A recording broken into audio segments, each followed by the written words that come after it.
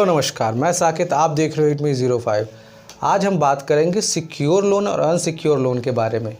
और जैसे कि आपको पता है, कोरोना काल के बाद किसी भी इंसान के पास इतना पैसा नहीं कि अपने ईएमआई को ढंग से पे कर सके।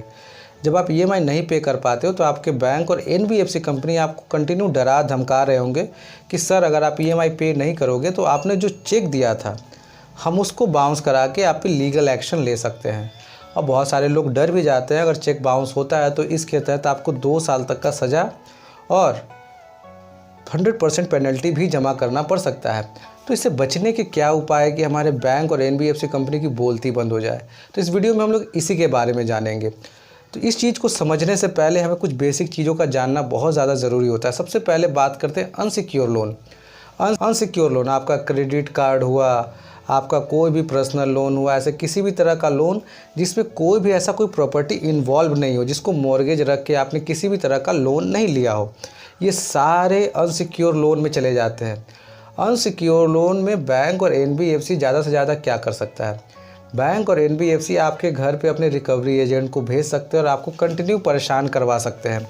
वो उनके जो रिकवरी एजेंट होते हैं, जो चवन्नी छाप रिकवरी के एजेंट है, वो आपको कंटिन्यू आएंगे, आपसे पैसे मांगेंगे। अगर आपके पास है तो दीजिए, नहीं है तो डरने की कोई बात नहीं। अगर वो आपको ज़्यादा हरास करे, आपको परेशान करे, तो आप उनके खिलाफ़ एक छोटा सा एक्शन ले लेंगे। उनके कंपनी को आप मेल कर दीजिए या आप किसी भी लोकल पुलिस थाने में आप कंप्लेन कर दीजिए, 2 मिनट के अंदर वो रिकवरी एजेंट चेंज हो जाएगा।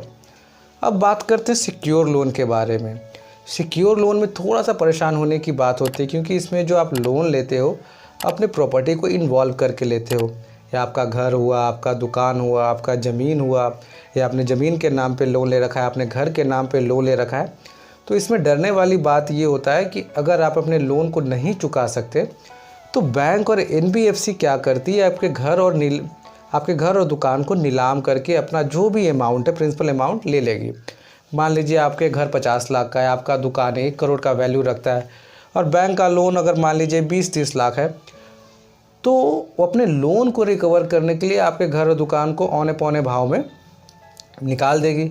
और आपके पास इसके बाद ऑप्शन क्या रह जाता है, और आपको उनको देना पड़ेगा। और बैंक और एनबीएफसी कंपनी थाना, लोकल थाना या पुलिस का हेल्प लेके आपके घर को भी खाली करवा सकता है। अब आपके पास उपाय क्या है?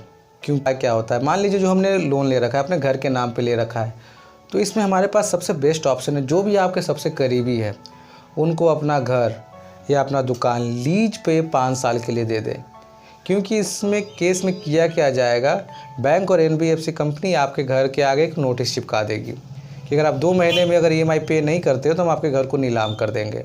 अगर आप 3 महीने में अगर पेमेंट नहीं करोगे तो हम आपके घर को नीलाम कर देंगे।